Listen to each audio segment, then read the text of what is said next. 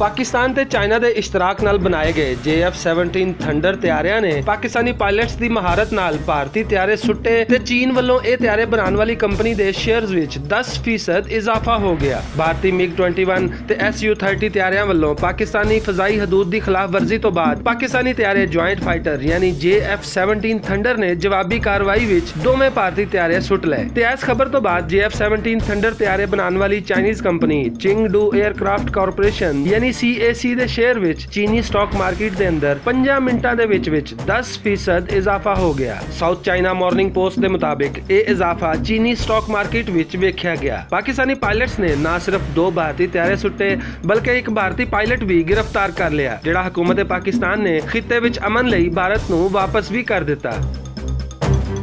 यानी पाकिस्तान ने इक्को ही साह विच दस दिता कि असीं मारना भी जानने आ ते चुप कराना भी।